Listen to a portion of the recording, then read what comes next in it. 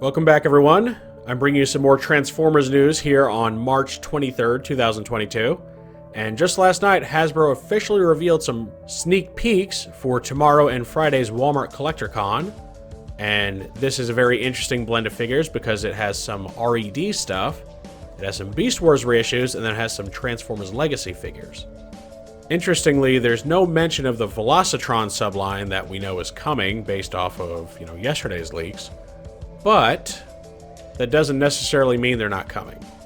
So the R.E.D. toys, the first one that we see is Shockwave. And I will say, based on this one image we have, he looks quite good, honestly. I think they really captured his look, his details, his proportions very, very well. In fact, he very much reminds me of the Masterpiece Shockwave, which was also based on the G1 cartoon incarnation. So I think for what he is, he actually works. He looks very solid. Now, of course, we won't really know for sure until we get him in hand, or at least get more photos of him. But he seems to have all the bells and whistles you'd expect. And then the second R.E.D. figure is a Generation 1 cartoon-based Galvatron. So this is for those people that maybe weren't satisfied with your Kingdom and Legacy Galvatron. Might not have been, Sunbow enough for you. So this guy should, have you covered. Now, unfortunately, we only see, the upper half of the toy, and doesn't even include his fusion cannon in the shot, so we don't have too much to go off of. But so far what we see, the details do seem to match up pretty well. It does look quite a bit like cartoon Galvatron. He's got the Matrix chain accessory again, which at this point is almost becoming kind of cliche, but people would complain if he didn't include it, so I get why they'd put it there. The one thing I'm not thrilled about with this guy is the face. And R.E.D., in my opinion, has been really bad about nailing faces. I don't know why, because Hasbro's normally really good with head sculpts and all that, but the R.E.D. line, the faces always look off to me, and Galvatron's no exception. It's something about the line art and the details. It looks too soft, too blurry, and also the eyes, the paint on them is kind of sloppy looking. Now, normally I'd say, we'll just wait for the in-hand figures, maybe it'll look better, but normally the in-hand figures look worse than the promo shot, so this is not a very good sign. Hopefully they'll be pleasantly surprised, but I'm not feeling Galvatron like I am Shockwave. To be fair, Shockwave doesn't actually have a face, so it's kind of harder to screw that up. But still, the overall presentation so far seems to really be leaning on Shockwave being the better figure in this wave. Next up, we get the Beast Wars reissues, and these are two very interesting figures because they're two characters that never actually made it into the show. So this is the first time in the reissue line that we're getting non-show characters. They're also interesting because, unlike all the other reissues up to this point, they seem to stick very closely, if not identically, to the original plastic and paint colors of the 90s toys. So that's really good. I always have been of the mind that if you're reissuing something, it's a reissue, right? It's supposed to be the same toy. If you're recoloring it or retooling it in some way, that's not really a reissue. So I'm pretty excited to see that. And the first figure we get here is Wolfang. Now, Wolfang, I'm excited to get this guy because I've never had any version of him or his mold mates or anything. So it'll be fun to experience that mold for the first time. Hopefully it's solid. Hopefully all the ball joints and all that stuff are good, because not all of the Beast Wars reissues I've handled have felt very solid. Especially the Rat Trap toy, which has very, very loose ball joints and can barely stand up on his own. Despite the fact that apparently that is a new mold. They recreated the original instead of using the old mold. So how they messed up the tolerance on that is beyond me. So hopefully this guy's ball joints are good. He looks like he might be a little loose, but time will tell. Either way, I'm pretty excited to get him. The second figure we get in this vintage line is Cybershark. And this is another toy I'm very excited for because I've never owned any incarnation of Cybershark. Now, I do have the Robots in Disguise Skybite, who is a recolor of Cybershark's Transmetal 2 form, and I do have the Transformers Universe Overbite, who is a repaint of Hellscream, which is a Beast Wars 2 retool of this guy, given a whole bunch of cyborg implants and stuff. But as far as having the original version of the mold, I've never touched it. So again, one more very exciting toy for me. Also, he's just got a very cool design. I've seen a lot of hype generated about this guy. And then the last three figures, as I said, are all legacy reveals. Oddly enough, these have actually already been officially revealed by Hasbro. They're part of the Beast assortment that we saw in Walmart listings, and they're just those Kingdom Beast Wars character recolors. So the first one we get is the Predacon Sandstorm. And Sandstorm here is a new head retool of the Kingdom Scorponok toy. Now, Sandstorm himself originated as a BotCon exclusive toy, which was a recolor of the Beast Wars Scorponok toy. So obviously this makes sense to, retool this guy from Kingdom. The big difference here is that now he has an alternate head, which is based on the Beast Wars toy's mutant head.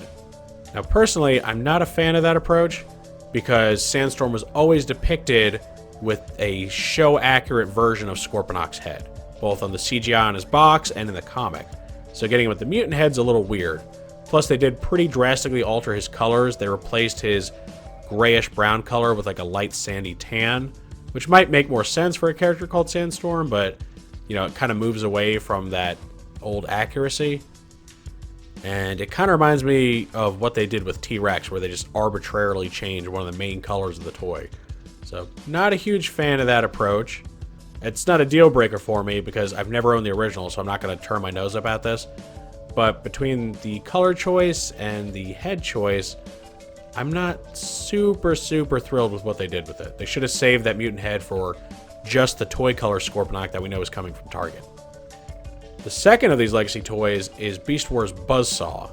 And Buzzsaw is unsurprisingly a new head retool of Kingdom Waspinator. For anyone that's not familiar with Buzzsaw, he was originally just a straight recolor of the Beast Wars Waspinator toy. But whereas Waspinator is commonly depicted with his mutant head, which is what became the basis for the show model, which is now just his default appearance, Buzzsaw is more known for using the standard robot head that came with that mold. So this toy has been given an alternate head to, closely resemble that. And I gotta say, he looks great. He's got some really nice, paint gradient effects, pretty darn accurate colors to the original. I'm excited to get this guy because I've never owned the Beast Wars Buzzsaw, so this will be my first time with that character. And then lastly, we got a very interesting one. This is a canceled Transformers Universe toy, and this is the Autobot Night Prowler. And yes, I said Autobot, not Maximal. And that's because in Transformers Universe from 2003, all of the good characters were branded as Autobots and all the bad characters were branded as Decepticons, despite any past factional allegiances.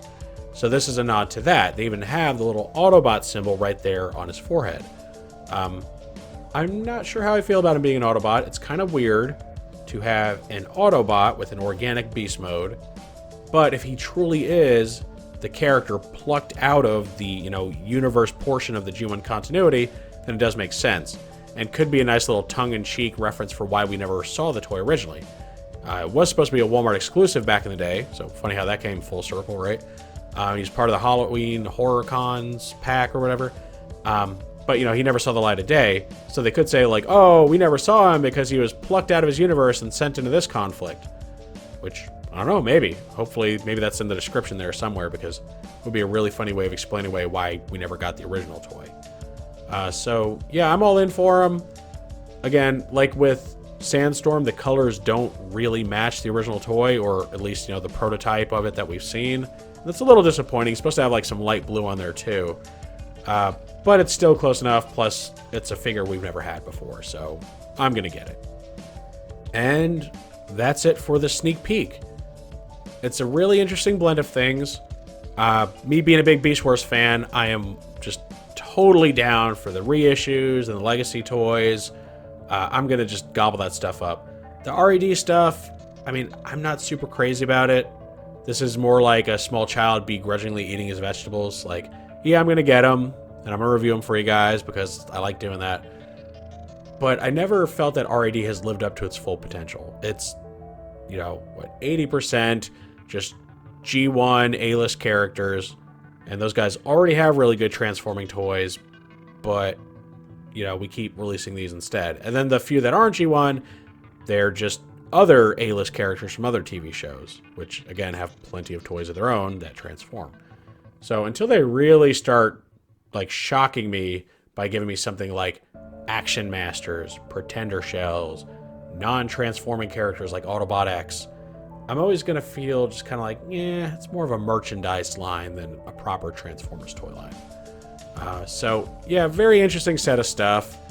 Hopefully that's not all that's going to be shown off tomorrow. I really hope this is just a portion of it. I'd really like to see the Velocitron stuff revealed, but we'll just have to wait and see. So, what do you guys think of these reveals? Are you happy with what we have so far? Are you dissatisfied with some of it? Would you have liked to see more? And if so, what would you like to see? I mean, there's the obvious Velocitron subline, but is there anything else? Maybe more of the reissues, more legacy stuff, different R.E.D figures. Any and all feedback's always welcome in the comments section. If you enjoyed this video, make sure to toss it a like. Let YouTube know you want to see more stuff like this. If you do want to see more like this, make sure to subscribe and hit that notification bell so you always get a heads up when I post something new. I thank you for joining me for this bit of Transformers news on March 23rd, 2002. And with all that said, I will see you next time.